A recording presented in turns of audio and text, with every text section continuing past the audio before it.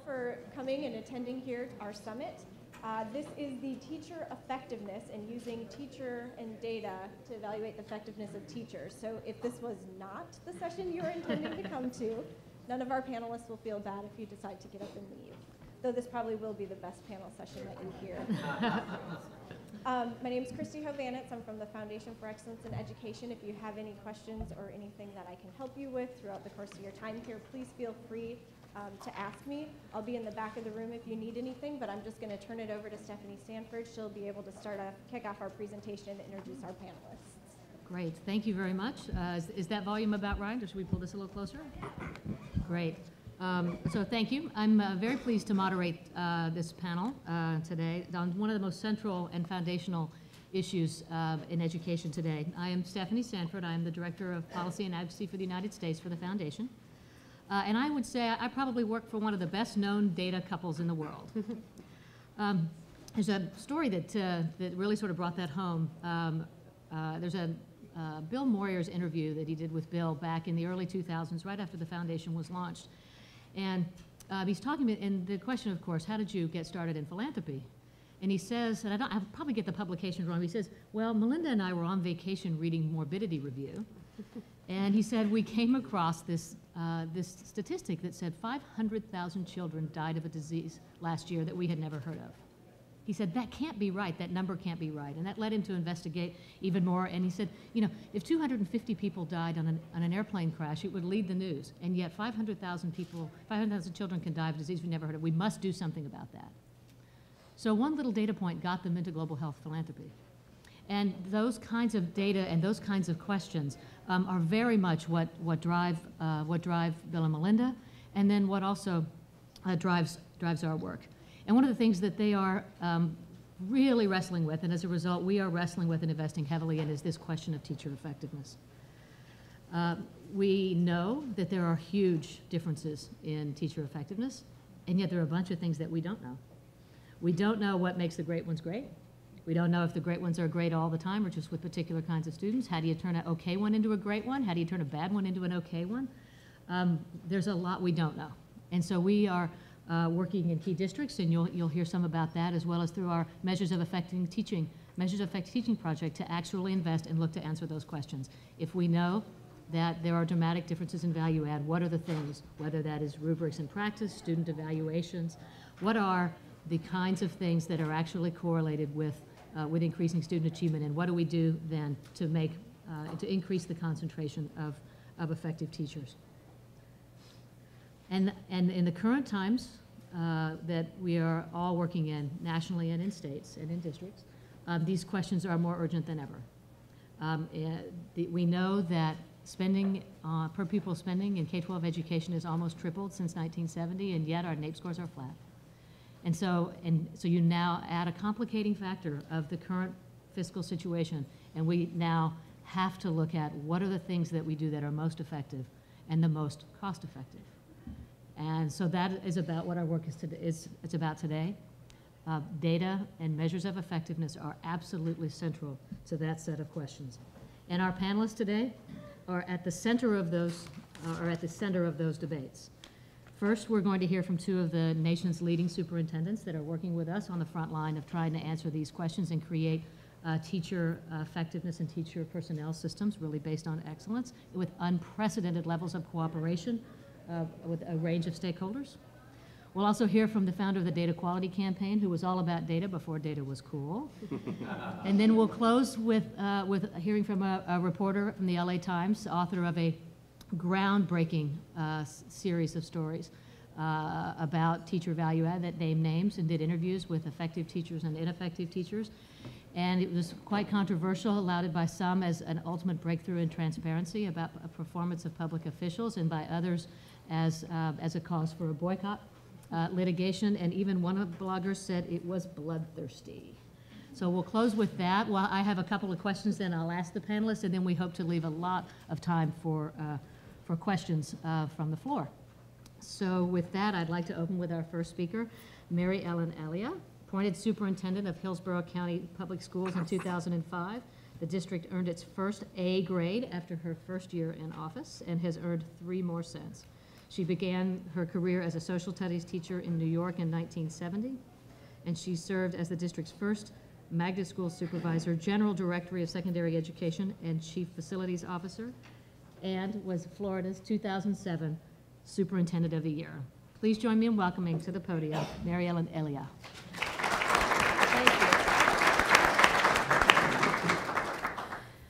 Jason, don't think that bloodthirsty is the only thing that goes to the media. It also goes to those of us who are taking on some of this work.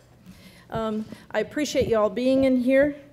In Kriner, sometimes we don't have this kind of a crowd at a PTA meeting, so it's wonderful that you're here. I'm going to run through these quickly. And this is just giving you an overview, but I'll be here for the conference, and be happy to talk to people about some specific things. Let me give you a little bit of information about Hillsborough County. We're the 8th largest system in the United States. We have 191,000 students, and we have about 17,500 teachers. And we have, overall, we're the largest employer in the county, in Hillsborough County. It is a 1,000 square miles. It's the size of Rhode Island, those of you from Rhode Island that are here. And I think I say that to give you the context that we're working in.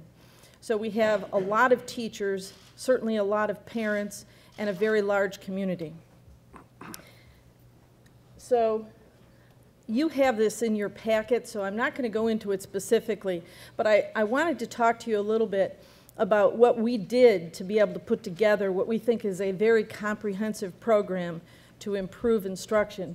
There's a couple things I want to point out. It's all based on student outcomes. And so the comments that we heard previously about student-centered is absolutely critical. You don't have schools for adults, you really have schools to teach children, and adults have to be great in those schools so the kids are great. So our student outcomes was absolutely critical in our work that we've done. We received, as was pointed out, we were working with the Gates Foundation now, we received $100 million over the next 7 years to implement a teacher effectiveness and a teacher improvement plan for a very large district. And so we are now in year 2, I'm happy to say, and we've moved many things that you're seeing in this chart. One thing about Hillsborough, we had been on this path for a while. And so I like to think the reason that we were selected, we didn't go to Bill and Melinda Gates and ask for this. We were asked to come with a plan. But it was a very strenuous kind of selection process. And I think many of the things that you see on this were part of something that we knew had to be put in context in a bigger picture.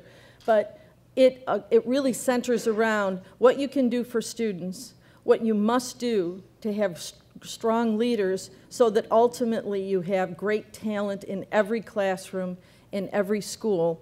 And we have 250 schools in our county, so every classroom in every one of those schools has to be great. So if we move on, what we used to have were teacher evaluations that were based on a principal look at what they thought was happening in a classroom. Now, my classic stance when I talk about this is, if I'm a physics teacher, and I've got a great principal, everybody loves them, okay? They can organize very well, but they never did well in physics in high school, and they certainly never saw it in college, because they didn't want to, because that wasn't their field, and so now they're coming in to say whether or not I know what I'm doing with physics. And I think that is one of the problems. And the other problem that you have is, you have 250 principals across these 250 schools, all of them doing things very differently, seeing them from different eyes. So we changed that to a principal having 30% of a teacher's evaluation based on a rubric that was developed with our teachers. This entire plan was developed with our teachers' union. And the components of this plan And a memorandum of understanding addressing this plan was part of the contract that was just approved with a 96% approval in August of this year. So I can tell you we work very hard and collaboratively with our teachers. You know, I think it's an extremely important point to understand when you are working to improve what's happening in every classroom. You have to work with people. And some people who are reluctant to do that need to leave that career. They need to leave the career of teaching. But the ones who are committed to kids that really want to continue the great work that's being done in classrooms and get better every day, continuous improvement is part of this for both our students and our teachers and our leaders. It's absolutely critical that you do that on a pathway of cooperation and collaboration. So principals evaluation, we also put peer mentors in every teacher's evaluation component. So a peer who has been released on a sabbatical out of their classroom, they were selected by a group of teachers and administrators and instructional leaders, and they are now throughout our schools visiting classrooms and doing evaluations with the same rubric the principal's using.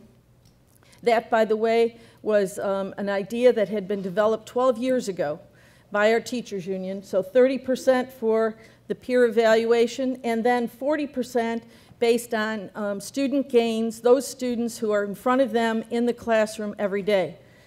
Absolutely a critical point, and I think when we get to the data, that's what we're really talking about. Developing a value system so that value-added model can be the mainstay for the evaluation of the teachers in our schools. And our principals, of course, had a new evaluation as well. It used to be from our area director, which would be in a large district like ours, we have 7 areas, and a director in charge of each of those, and that area director did the evaluation. Now, gains in school-wide achievement. So in Florida, you're, I'm sure, very familiar with the evaluation, the accountability system that we have. So we're using that. We have gains in our level 1 and 2 students, specifically for our principals to know that every student counts, and every student needs to be looked at and needs to have continuous improvement in their life too. 30% from a 360 value ed survey developed by Vanderbilt University, and then 30% other factors, including attendance. Okay, because if kids aren't in school, they can't learn. And principals can do the things that are necessary, connect with parents to get kids there. So another factor I think is really important, the retention of effective teachers.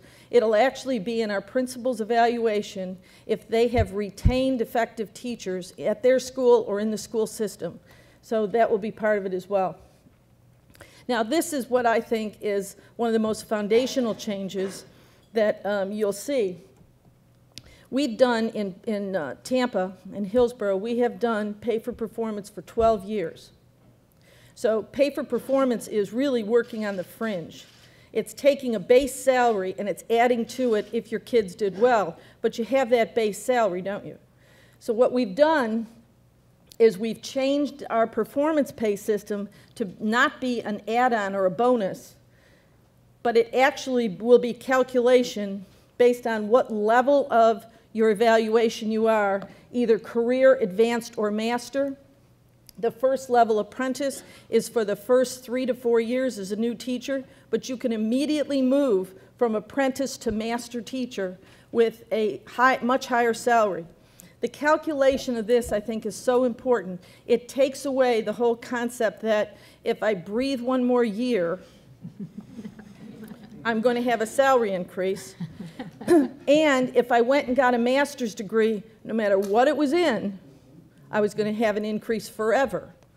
That in our district was worth $18 million. So we have worked with our unions. We have an approach to repay the tuition for the teachers who go for a master's degree. If it in fact supports the work that's being done in their classrooms. And it's a way that we actually change the whole structure to move more money into teacher salaries. So we're very excited about it. And if you want more information, it's on the slide in your packet. Now you get to hear from another district that's also working on this same issue with the Bill and Melinda Gates Foundation. Thank you, MaryEllen.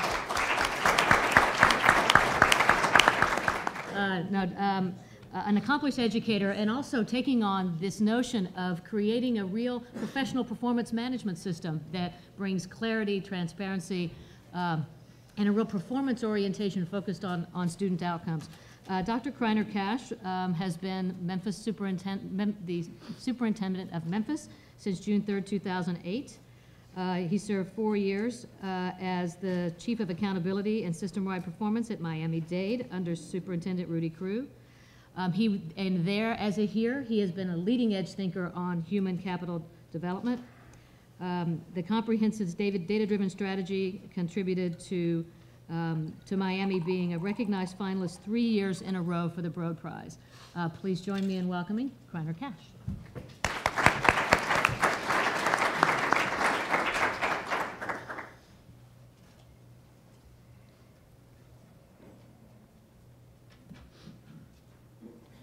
All right, good morning, everyone.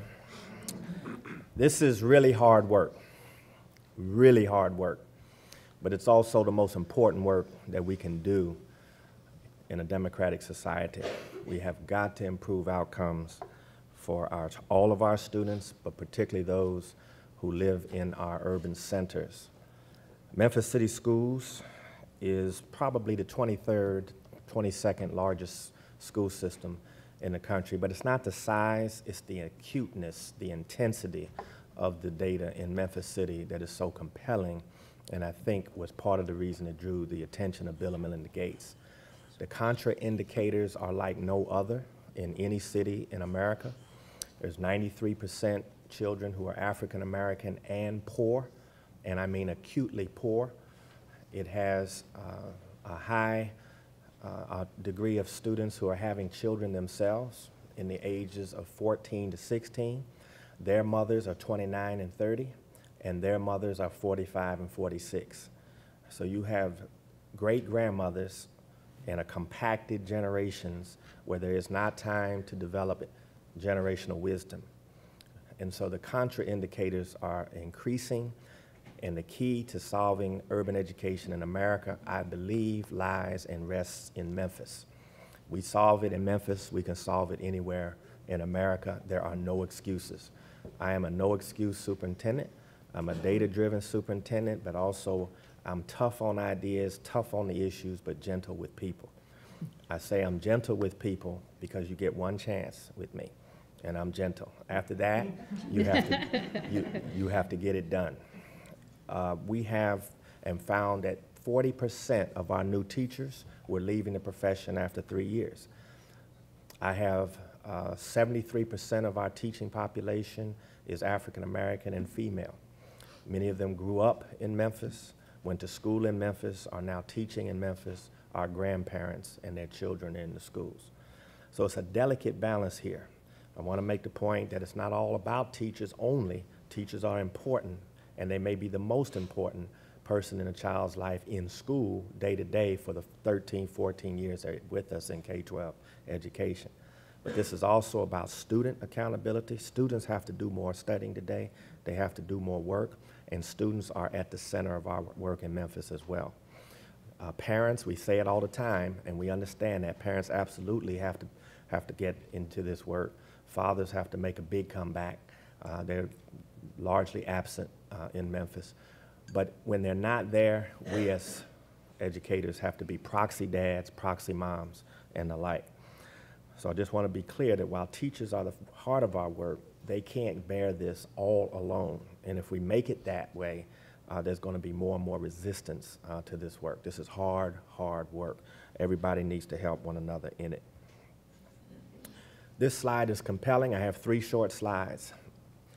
This slide is the most compelling slide for our whole work.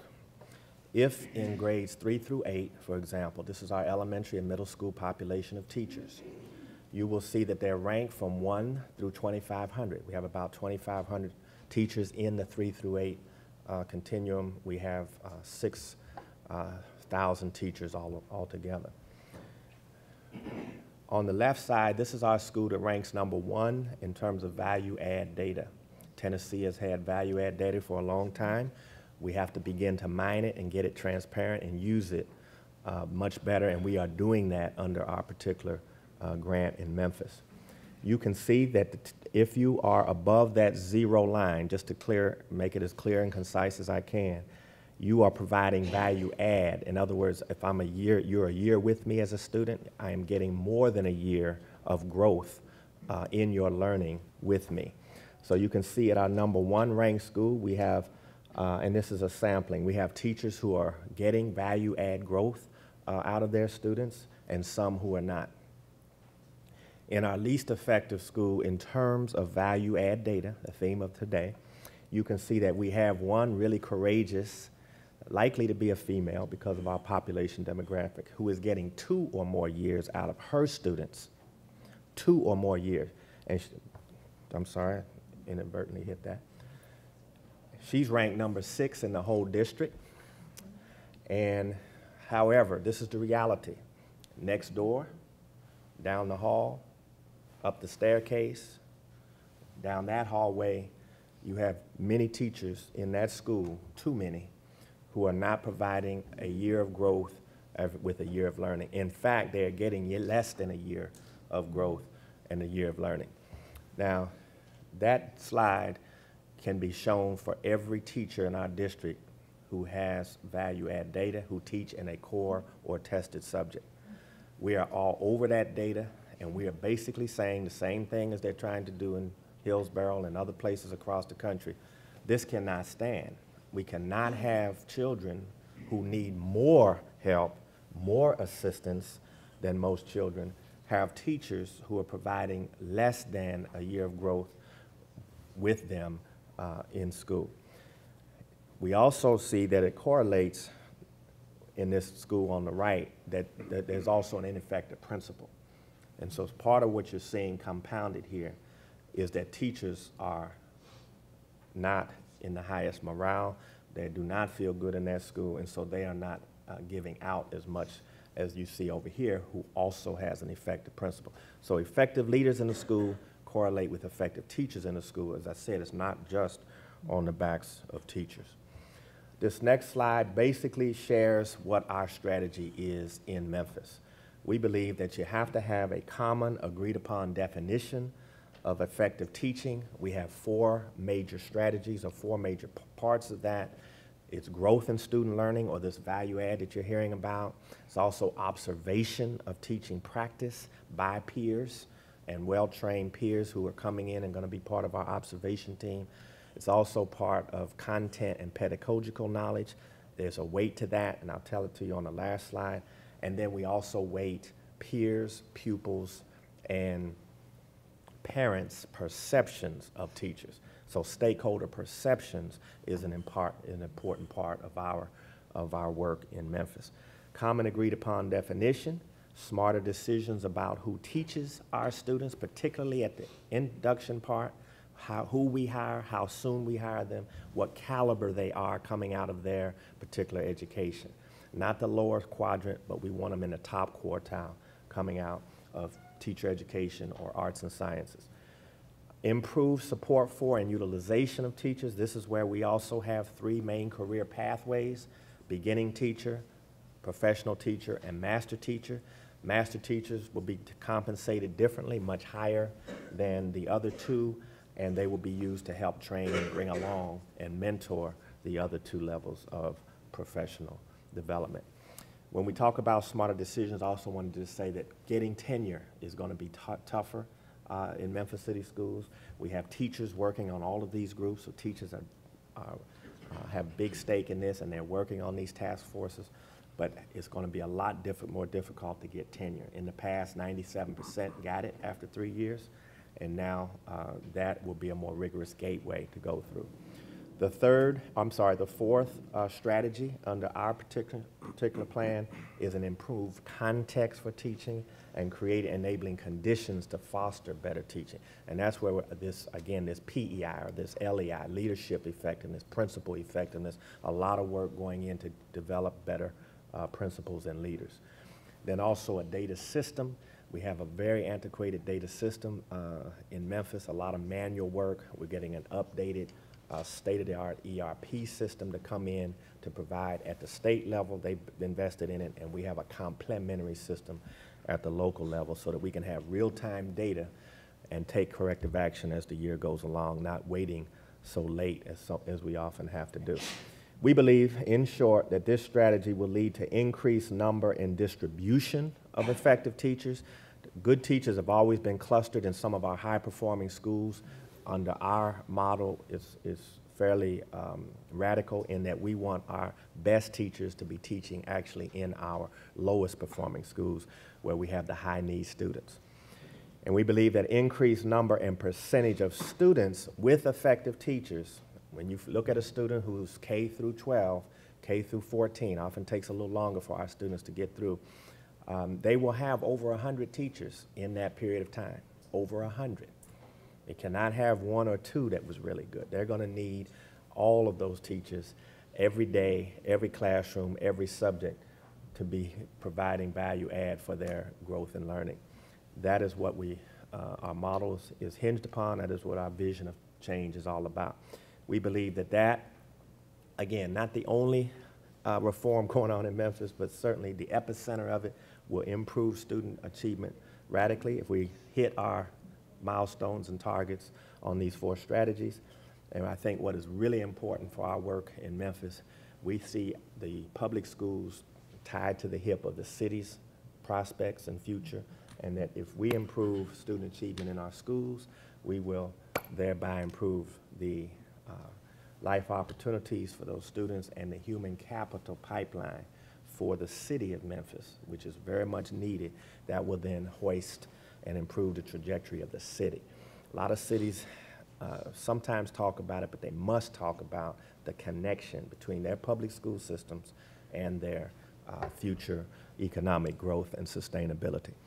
So that is, in short, what our work is all about. This last slide simply shows you what we were doing in our teacher evaluation and what we now are going to be doing with regard to teacher evaluation.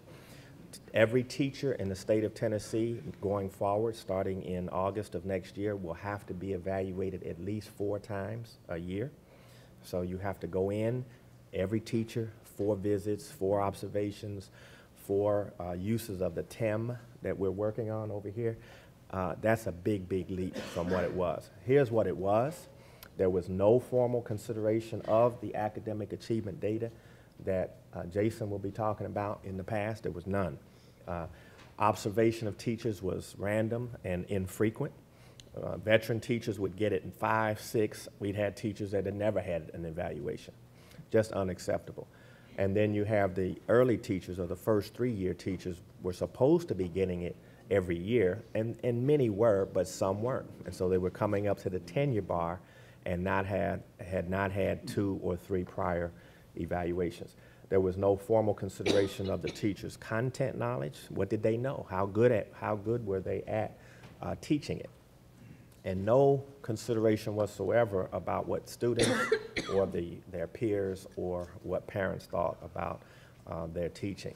We know that it's out there. We know that it's a part of the tacit culture, but we wanted to be able to measure it. So in short, our TEM, which is the first strategy, the first part or phase of a 7-year deep dive work with the Bill and Melinda Gates Foundation, our TEM will have 4 major parts weighted this way. Value add, or that data that I showed you on that first slide, will be 35%. The observation of classroom practice by other teachers and a good principal trained in it now, has to be trained in teacher evaluation and observation going forward, would be 35% as well. And then content and pedagogical knowledge will be tested and count 15%. And stakeholder perceptions from parents, peers, and pupils, particularly pupils is where we're really focusing, will count 15%. So there is your new teacher evaluation measure, and now we are working on the rubrics, the tools, and the instruments that will be used to measure each of these components. If you want to get a hold of me or my lead person on this, we have this information and much more up on our website, and Dr. John Barker is my contact for this work at barkerjohnr@mcsk12.net. Phone number down below, 901-416-5533. So a lot we can talk about. This is really important, really exciting work. Where there are this many challenges, I believe there are also a commensurate number of opportunities. We're focusing on the opportunities. Thank you so much for your attention. Appreciate it.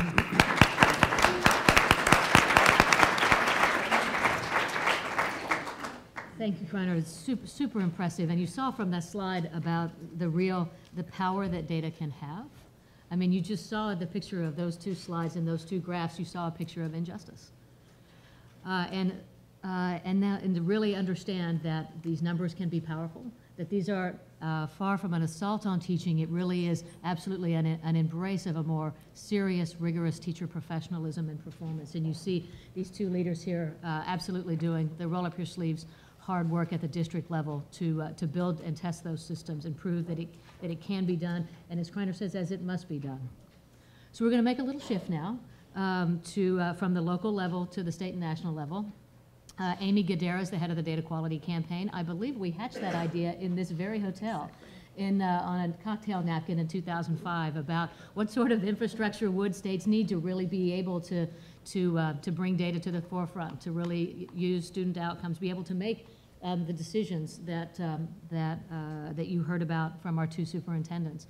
The data quality campaign began as advancing the 10 essential elements, or state longitudinal data system, and is now entering its second phase, really to lean into data use to make the sorts of decisions that you heard about here today. So please join me in welcoming Aimee Guidera. Thanks so much, Steph. It was actually September 17th, 2005, and I had flashbacks when I walked back into the Mandarin. It was my birthday. It was a beautiful Sunday afternoon, and I thought, what am I doing here? And I'm glad I was here, and we ate edamame and worked long into the night on that. And that's really a part of my conversation. Very quickly, we as panelists decided that we're going to be very quick, Jason and I, so that we can really get to the conversation. But we wanted to provide a little bit of context around what you just heard in terms of this incredible work that's happening at the district level. But where I want to start in is that this is so much about policy and political leadership, that when people think about data, they think about it as being an IT issue. It's something that somebody else is going to deal with, someone else is going to solve. And what you just saw from these two districts is that this is not just about IT, information technology and data. It's about leadership, it's about policy, it's about communication, it's about change. It's changing the culture in education. And I just want to do a shout out before we leave that Mandarin conversation to Stefanie and to the Gates Foundation, because there's no other organization that's done as much in the last decade in terms of really changing that conversation around the use of data in education. They've supported the campaign and helped launch us. They're working in states, and as we just heard, they're working to really not come in with all the answers, but help provide the resources to help people get to some of these exciting answers. So thank you, Stefanie. And you know, the challenge I think for us as a country is how do we take what we just heard in terms of, we have two places that are transforming education into an information-based industry. And when you stop and think about that, that's transformational. And our challenge as a country is how do we get away from having that be episodic success stories and have that happen in every single school, in every district, in every state in this country. And what my story is I want to bring today is that that is absolutely possible. We have these models of excellence, and we also have had some amazing changes happening in the last 5 years about the capacity of states and districts and systems to be able to collect and use information differently. And it's a very positive story, but it's going to take that leadership that we're seeing to make that story continue and go on further with it. You know, we've always had data collected. As long as there's been funding streams, we've had data. But traditionally, this has been data for compliance purposes. It's been of little use to people. It's been of low quality. It hasn't been timely. It hasn't been in context. It hasn't meant anything. Nobody used to it. And therefore, it was of incredibly low quality. Everybody knew it was the dirty secret in education that the data doesn't really matter. Basically, money's going to flow one, whoops, I'm messing up. Money's going to flow one way if the data flows the other. And what we're in the middle of right now in this country is a major cultural change of thinking differently about how we access and use information. And it's one from thinking about data for compliance purposes, basically a box-checking exercise, to one of thinking about how do we provide greater transparency? How do we ensure that all stakeholders have access to information that they need to do their jobs better every single day? How do we make better decisions about resource allocation? Now more than ever, we have scarce resources. We always have scarce resources, but now more than ever. How do we use data to make sure that we are investing in our resources, our time, our teachers, our curricula, to make sure that we're investing in things that actually work and using those resources to the greatest effectiveness and greatest efficiency? And how do we also provide richer measures of accountability? And to me, most importantly, how do we also, again, transform education not from being just compliance mode, but using information for continuous improvement? And what we just saw is happening in these two districts is that's exactly what's happening in the conversation about teacher effectiveness. And how do we think differently about ensuring that we support teachers and get the best teachers in front of our kids? And I want to just highlight a couple different things about data systems and this conversation about teacher effectiveness. First of all, in this positive progress that states have been making over the past several years, when the data quality campaign launched in 2005, after that napkin writing exercise, at that point, only 13 states reported that they had the capacity to link student and teacher information systems. And think about that for a second, that only 13 states had the capacity, and we think very many fewer were actually linking their teacher information systems and their student information systems. And when you think about that, it's like, how did anything ever get decided and done? I mean, none of what we just heard is possible if you can't connect those most important data points. Now, in this past year, we've surveyed states, and 24 states report having that capacity. And we know that every governor and every chief state school officer in the country has committed to make that link a reality by September of 2011 as one of the conditions of tapping into fiscal stabilization funds. So we have really good stories there, that we're building the technical capacity of our systems to be able to collect this information. But that doesn't really count for a whole lot if we also don't change how we operate and how we use that information and what we do with it. Because information collected and sitting in files and sitting on servers in state agencies doesn't matter for anything unless we change how people are able to access that information, how we analyze it, how we make it useful to people, and how we also build the capacity of every single stakeholder, especially parents, especially students, especially educators and leaders, to know how to access that information and use it in their daily work. That is a huge task. And that's not an IT issue. That's a people-moving issue. That's a leadership issue. It's thinking differently about how we're going to come and be honest with the data that we have and make hard decisions, build trust and understanding, and that this is the right thing to do, and it's going to make people uncomfortable, but we can't afford not to have those realities and those conversations. What you'll see in the packets in the back, and there's a whole lot of information from the DQC, are several materials, and I wanted to draw attention to a couple. One is we have put together, as you've heard me say, we do a survey every year. We've put together state pages for every single state in the nation, and hopefully you can go pick up your own state page that lets you know exactly where your state is in terms of the capacity of collecting information according to the 10 essential elements of a longitudinal data system, but also the efforts that states are taking to start changing the conversation about effective use of that important information. So I encourage you to pick up those pieces, as well as some packets that we've put in, a whole lot of detailed information about data systems, about the ability of states to collect and use this information, and specifically on the left-hand pocket, a whole lot about data use and teacher effectiveness and some of the work we're doing. But I want to just end with 5 specific things that I think are important to bring in terms of the state role, about what states should be and can be doing, and some states are starting to do, to make the reality of what we just heard happening in Memphis and Hillsborough, make that a reality in every single district. And let me leave you with 5 specific things. One is every state needs to continue to support these state longitudinal data systems. They will never be done. They always need to be improved. They need to make sure that they're built. This ability to follow individual students and individual teachers over time is the linchpin of all of these efforts that we're talking about in terms of improving teacher effectiveness and improving student achievement. It's absolutely important, and these are state systems that have been built by states, and they need to meet state needs. And as state policymakers, as many of you are, you need to make sure when you go home that you ask questions about your state data system. Are you getting, as a state leader, out of your data system what you need? And if not, keep asking the questions and make sure that those data systems meet your policy needs, meet your constituents' needs, meet parent needs, teacher needs. Second of all, we need to deal with many of the technical issues, especially around this teacher effectiveness issue. One of the big pieces, and again, the Gates Foundation has been funding a lot of this work, is focusing on the technical clarifications. There are a couple.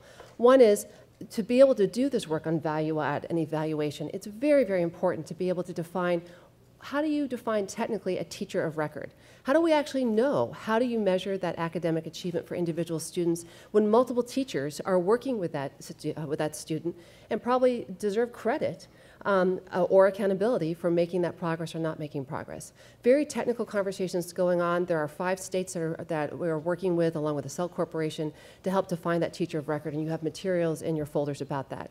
In addition, the real role of also talking about common data architecture. How do we ensure that these systems can talk to each other? So there are technical issues. As much as I say this isn't an IT issue, there are technical issues that will get in the way of us having these policy conversations unless we deal with them. Third of all, we need to make sure that data flows all ways. Back in the compliance world, data only went up the channel one way, went up the food chain to box checking. It is so important we change the conversation about data and make sure we're using it as a feedback loop. And one of the examples that really matters a lot when we talk about teacher effectiveness is to ensure that schools of education are held accountable for the impact that their graduates are having on student achievement. Only 5 states in the nation right now are doing that. There is no accountability for schools of education in those other states because they are not taking into account how well their teacher graduates are doing in terms of impacting student learning.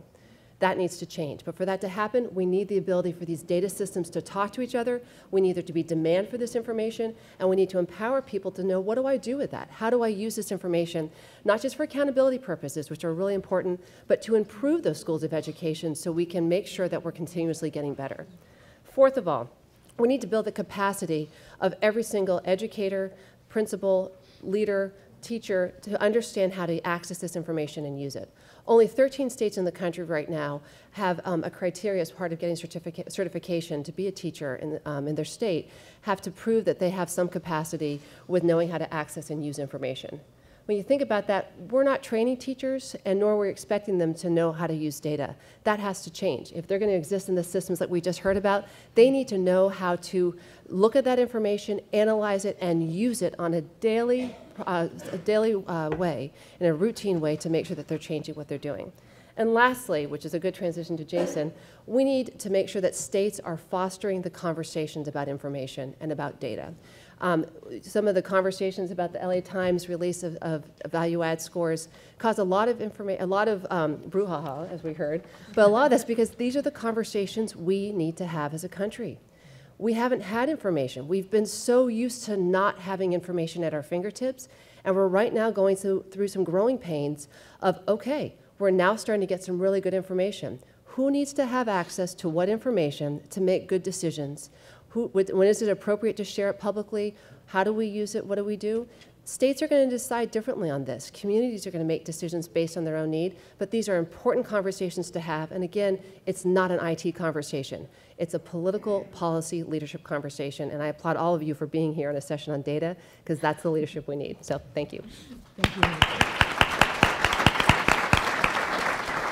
Okay, we're now going to move from local to state, and now to the media. Jason Felch, an investigative reporter for the LA Times and apparently purveyor of a recent brouhaha,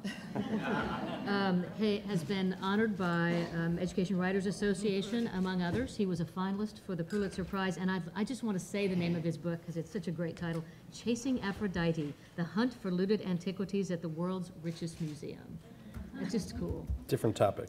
Yes, different topic, but perhaps most on topic and important for this discussion is before he became a journalist, he was a teacher. Please welcome Jason Felch. Hi, thanks for having me. And thanks for being so interested in these issues, which are kind of complicated and sometimes messy. We published a series of stories in August that created quite a controversy. We called it Grading the Teachers. And our I want to say a few words about why we did it and how we did it, and then talk about some of the lessons that we've learned and the controversy that's ensued. Bloodthirsty is one of the nicest things I've been called in the recent months, so I thank you for that. This is not the window I intend to be in here. But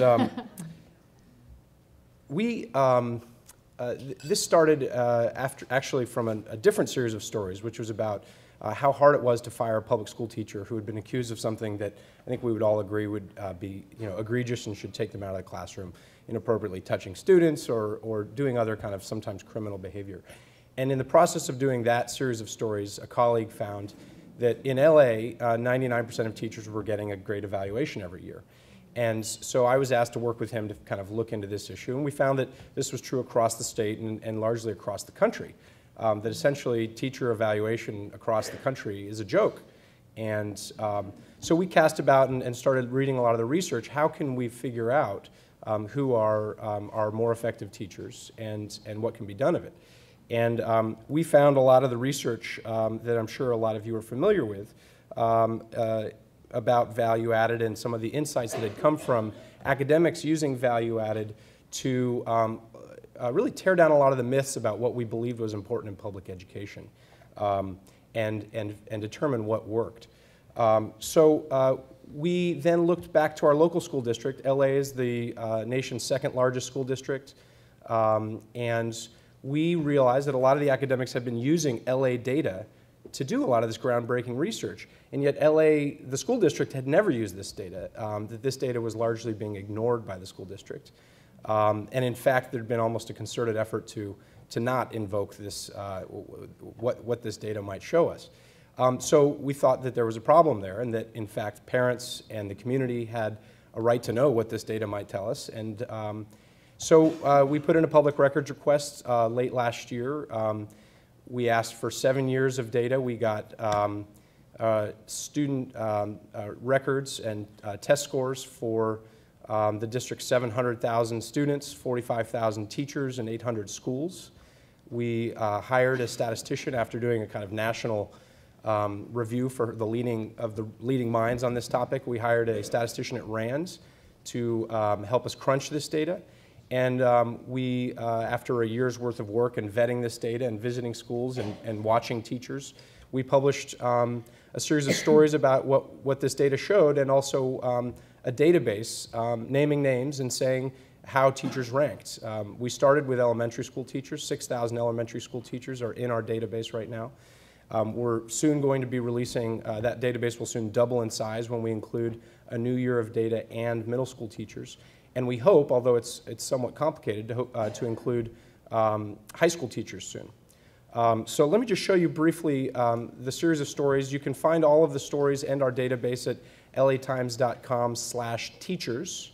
That'll take you right to it. And I'll just show you briefly what we found. Our first story was about who's teaching LA kids. And there's Mr. John Smith. And in essence, we found what a lot of researchers who have looked at this data have found themselves. In schools, and Dr. Cash's slide showed it very dramatically, in schools across Los Angeles, you have highly effective teachers teaching right next door to highly ineffective teachers, and students from the exact same demographic issues from very similar backgrounds having dramatically different outcomes year after year after year.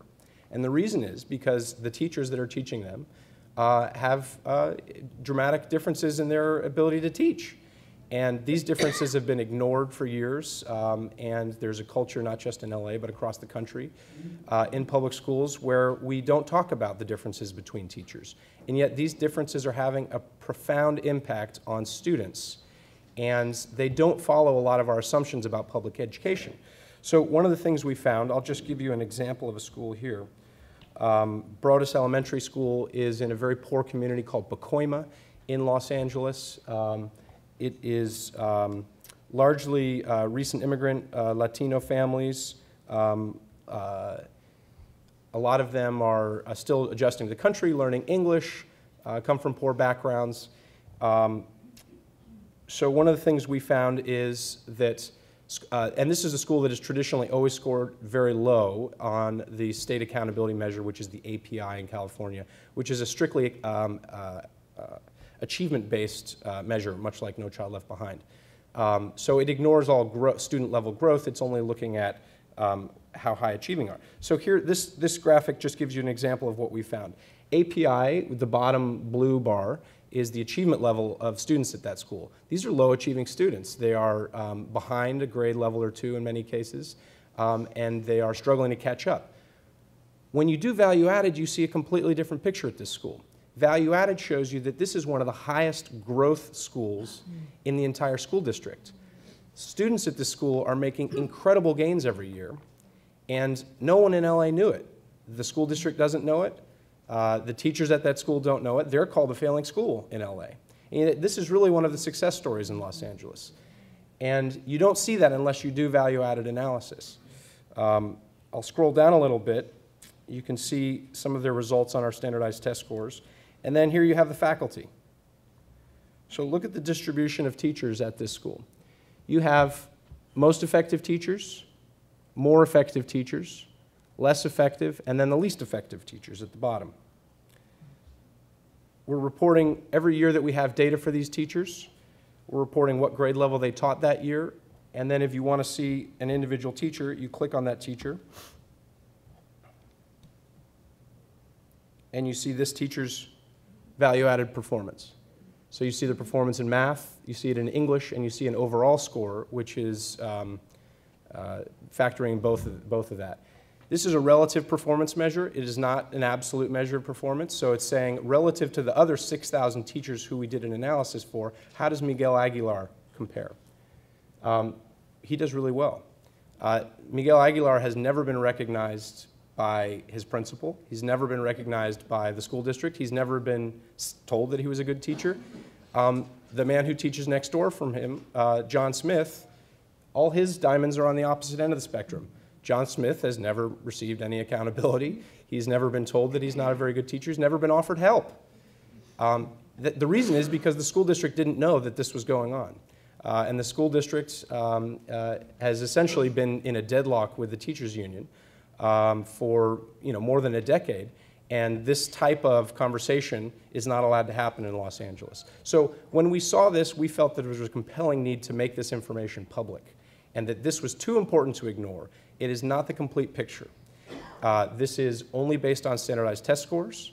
This is a narrow measure of teacher performance. And we went to extreme lengths to let people know that this isn't the whole picture. Teachers who are very ineffective at raising performance may be great people, may have incredible relationships with their students, may really help kids develop socially and in other ways that don't show up on standardized test scores. And that's why this can't be the only measure of a teacher. But it's an important measure. And this gives you a sense of why this type of information should not be ignored.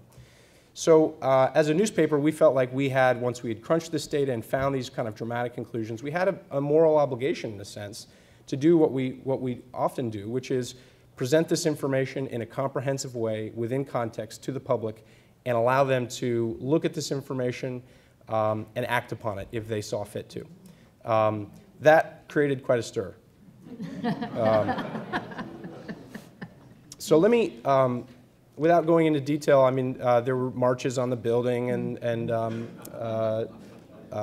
boycotts of the newspaper and I think a national conversation that has reached far corners about whether this was the right thing to do or not, and about how this information should be shared, and about whether it should be shared with parents and students and the broader community.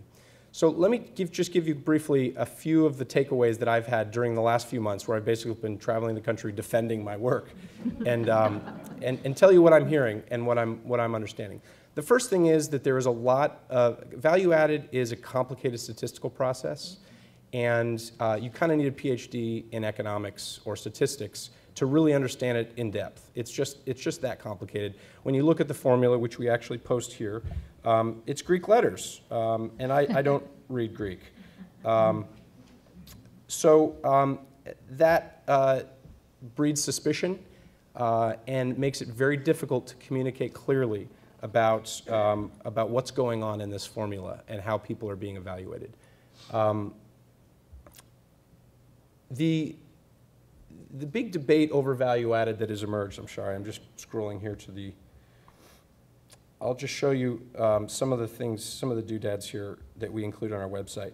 We've included the series of stories in Spanish now, so all the stories and the database will be available. About 70% of our families in Los Angeles Unified don't speak English, so these stories are now all available in Spanish. This is not something that we normally do, publish in Spanish, but given the importance of this subject and the relevance to the community, it's essential to do this. So we've made them available in Spanish. We've also tried to, in doing this, be completely transparent. This is one of the criticisms I would have of the way this is rolling out across the country. This is often not happening with transparency. And because of the complexity of the value-added models, because of all the judgment calls that need to be made along the way, it is essential that these things be done transparently. And that will open you up to criticism, and it will mean that every two-bit statistician will have an opinion about how you made your decisions, and that's just tough luck. You got to do it. And we've been facing months and months of criticism and questions and probing about our model, which we publish here. But I think it's essential to do that because you can't get people to believe it and to buy into it if you don't, what's this? If you don't show them how you did it, and if you don't let other people come in and look at it. This doesn't appear to be working, but trust me, it's there. So the takeaways that I would share with you from this long conversation that we've been having. First of all, there's a huge amount of controversy and back and forth about whether value added makes sense and whether it should be made public.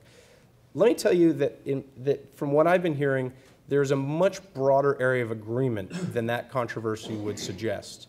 And the agreement is that value added, A, gives us valuable information. Nobody, not the National Academies of Science, not the Economic Policy Institute, nobody is saying throw this out, there's nothing there. So there's valuable information here. Everybody also agrees that this should never be the sole measure of a teacher. It is far too narrow and imprecise and subject to measurement error, et cetera, to be used alone. It doesn't measure everything that we want to know about teachers. It's really important, but it's not the whole picture. And because of that, it needs to be used with all these other multiple measures. And in the two school districts that we saw, you saw how they balanced 30 to 40% value added with principal evaluations and the other tools. That's essential. We were not able to do that because we don't have access to principal evaluations. So we were in the position of having to put out incomplete information. And in our judgment, it was better to put out incomplete information about teacher performance than no information, which is kind of the status quo. The other takeaway I would leave with you is that cost in these dire budget times should not be an excuse to not pursuing this type of data analysis. LA Times is part of the Tribune Co. The Tribune Co. has been in bankruptcy now for more than a year. We are not rolling in the cash right now, but we were able to do a value-added analysis of the nation's second largest school district for a little bit under $20,000. That cost was largely hiring our statistician to do the analysis. It doesn't include our staff time to write the stories and report the stories and build the website, but the data analysis is not an expensive proposition and this should not be a cost prohibitive exercise. So cross that off your list. There's reasons not to do this. LA Unified has recently contracted with one of the major providers of value added. I think their contract is more than $1 million. I'm curious about why we were able to do it for $20,000, but they're paying $1 million. I'm sure it's much better than ours, but you know, that's the going rate. About $50 per pupil is what many of these outfits, SAS or Mathematica and others, will charge school districts. So there's really not a cost reason not to do this. In fact, one of the best things about value added beyond teacher evaluation is it is a very good tool for telling you which of your interventions are working and which are not. And that's something that we've kind of not done a lot of in the past. And if we're going to be smart in tight budget times, you've got to be measuring whether your new curriculum that you spent a lot of money on is working. And value added gives you a tool to do that with. You can look before and after. The longitudinal student data is a marvelous way to look at these issues and figure out where are you spending your money and is it effective or not. And we're going to be doing some of this for LA because they don't do it for themselves. But I would encourage all of you to do it yourselves so you don't have someone like me doing this. The last issue is along that same point, which is transparency. Newspapers should not be in the business of evaluating teachers. That is not my job. It is not something I'm really best able to do. I was briefly a teacher, but that really doesn't qualify me to evaluate LA's teachers. We only have access to a narrow window here, which is the value-added window that we get through the data. We can't go visit 45,000 teachers and give them a well-rounded, comprehensive evaluation, which is what they deserve. That needs to be done by the school districts. And when they do it, there's really important questions that have emerged from the debate around this series of articles that need to be addressed and I don't think have been addressed. To me, the most surprising piece of reaction to our article was that you had this consensus. You had Arnie Duncan coming out and saying what we did was a really good thing and it was important to give this information to the public. And you had Randy Weingarten, who was very critical of what we did and came down and lobbied us beforehand to try to prevent us from doing it. Randy Weingarten came down and she said, it's important that parents have access to this type of information. She doesn't want value-added information for individual teachers out there. She does, however, say that she wants complete evaluation results available to parents. So here we have another area of consensus. Parents have a right to know how effective their child's teachers are. Not just based on a narrow measure, but based on a complete measure. Parents have a right to know that. That transparency does not exist across the country today. Parents, we know from the research that the individual effectiveness of the teacher in front of the students is far more important than the school's overall value added or than the school's overall performance. That it's really teachers that matter far more than schools. And yet parents have almost no information, no objective information at all, and very kind of spotty information about the actual effectiveness of teachers. So I want to leave you with a provocative question and a challenge, which is, as you're designing your data systems, as you're rolling out your information and you're looking internally at these charts, what role should parents play in looking and having access to that data? Should parents have access to the type of charts that are so shocking that Kriner showed us, that show the distribution of effective teachers? Should teacher names be associated with that data so that parents can actually choose to put their children in the most effective teachers? Should parental choice not just involve schools, where inevitably you have a mix of highly effective teachers and ineffective teachers? Should it actually include teachers, and by what mechanism can we allow parents and their decisions to influence the makeup of teachers? And how will that feedback from parents drive policy change on this important issue of teacher effectiveness? That's something I want you all to think about, and I thank you for your time. You can find all our stories at latimes.com/teachers. Thank you.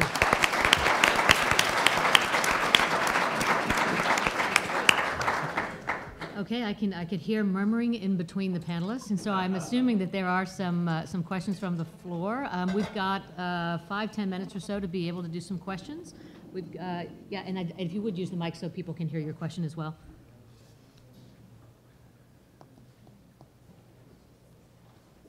This is to any one of you who want to answer it. Let's say for a minute that Jason's John Smith turns out to be the most wonderful mentor for kids and really turns them around in social ways, even though he's not teaching them a darn thing. What do you do as a principal with that?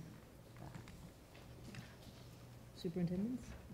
Go ahead, Mary. Well, I'll tell you, in our evaluation that was developed with our teachers, we used the Charlotte Danielson model, and so the rubric has a place in there for that kind of context where a student and a teacher work very well together. The teacher does support them, but that cannot be the thing that keeps that teacher, the teacher of record, standing in front of kids teaching content. It is an important factor, but it can't be the factor that keeps them there. So it's a portion of this, and they could get all the points available there, but if they can't teach students, then they can't be a teacher. So you'd fire them. I would tell them to get a whole lot better real quick, or they have to leave Hillsborough County.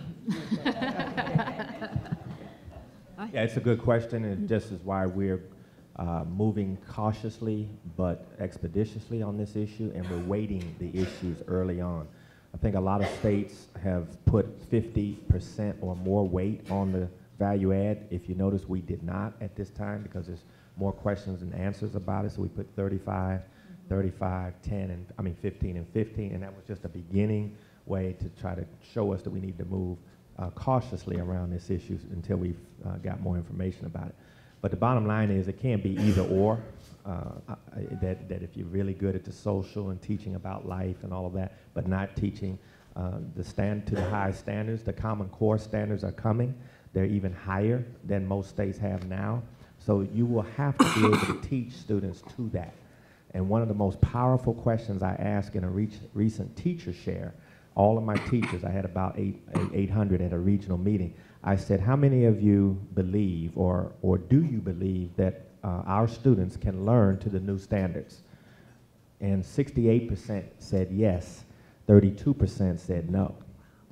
So if you have teachers who don't believe that the students can learn to the new standards, I mean, you know, we've got to have a different conversation. What all of this is doing is changing the conversation about teaching and about what we want as a community and national standard for competitiveness. If we don't get competitive in education, we're not going to be competitive in any other of our work, and we're losing ground as it is to other countries. So it's a very important question, but the question is it can't be either or, it has to be both and. Terrific. Next question. Great information, great panel, thank you. This is probably a question for the superintendents also. I'm Senator Niederhauser from Utah. In your career ladder, in those levels of status, can they move down? Is there a risk of moving down? Oh, absolutely. And let me explain how that would work. Teacher, based on 3 years of a value-added score and their evaluations, would be placed on one of those levels. If after 2 years, if we saw one single year they had moved down, then they would stay where they were. But if they had, in 2 consecutive years, done poorly or not as well as they had done prior, they would move down to that level. And so, yes, they can, and it does affect, long term, it could affect how much money they take home every year. And so the goal is continuous improvement, constantly getting better. Yes, a great question, and thank you for that. Can't move in ours, we just have 3 tiers, beginning, professional, and master.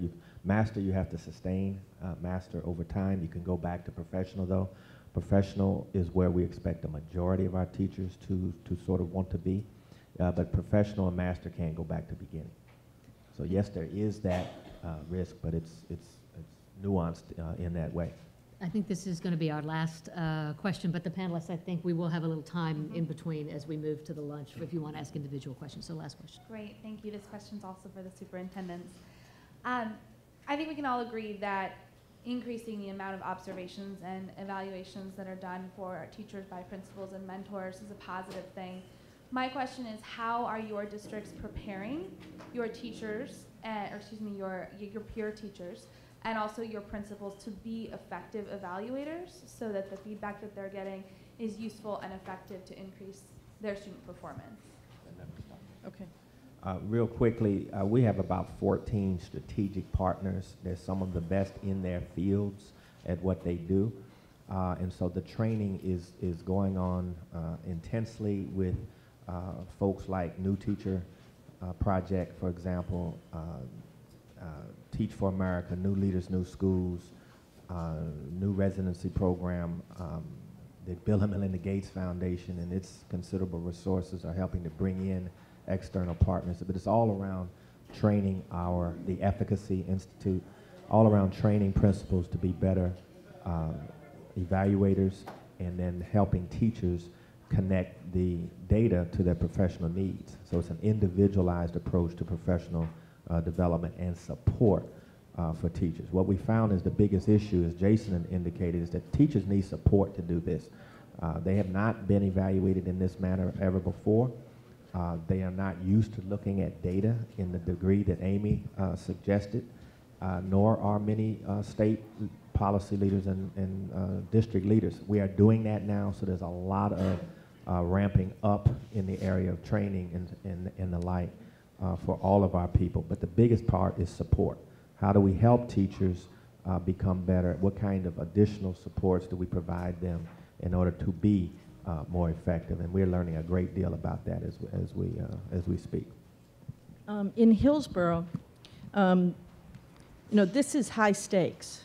We've talked about high stakes for students, and we have an FCAT, and we have high stakes points in that testing program. It's exactly the same for teachers. And so your question, I think, is really to the key issue here. What we're doing with teachers has to be fair. They have to be part of designing it, and they have to understand that we want to hear feedback so that we can improve it just like we expect them to improve. One of the things that we're doing, and I think that's the evaluation was key, but even more importantly is the person that's got their pen or their pad or their iPad in front of them going and evaluating. I think the key thing is that there is sufficient evaluation support. We've hired Cambridge. They have come in and they have trained all of our principals, all of our assistant principals, our instructional staffs, and our peer mentors and evaluators. And they've trained them for a period of time. They have then gone out with them in small groups. They have checked how they've evaluated. They have to get certified to be able to be an evaluator, and so that we can assure inter-rater reliability, which is one of the issues that has caused the problems that 97% of teachers have gotten satisfactory or higher evaluations for years, is that this training hasn't gone on to the level that it has to. So the principals and all those additional staff that are ever going to be using that rubric need to be constantly updated, checked that they're doing it appropriately, and then we've taken the fact that we have a peer evaluator and a principal seeing the same person and evaluating them, we can use that also as a check, whereas previously we never had that. So it's important, but I can say in this whole thing, sustaining that training level for the evaluator is what will make it a fair and equitable thing across every school. Let me just quickly, it's a good, very important question. Self-evaluation is an important part of this, Yes. where this data has never been shown before. When the teachers start looking at the 4 components of the TEM, Teacher Effectiveness Measure, and they look at their own data, we want them to be making some judgments and decisions about what do they need to do, what are their goals now. So self-assessment will be a big part of this, and I think it will really elevate the conversation to a whole nother level. So we are out of time. I was asked to do a couple of housekeeping things. One is to remind you to fill out your evaluation, and secondly, that you will have about 15 minutes of travel time to the lunch. So I hope, and third, I hope you walk away really with a better understanding of the complexity of this teacher effectiveness issue. I think that it can sometimes get sort of caught up in the sort of war of sound bites, but actually what you have heard from today are very serious people doing the hard work of trying to figure out, how to really operationalize what we know. An effective teacher is the most important thing to improving student achievement. There are enormous differences, and so how do we make sure that we identify great teachers? How do we help not so great teachers improve, and how do we make sure that there are equal access to the great ones for the kids who need it most? So thank you for your time today. Thank you, panelists. Please join me in thanking our panel. Thank you.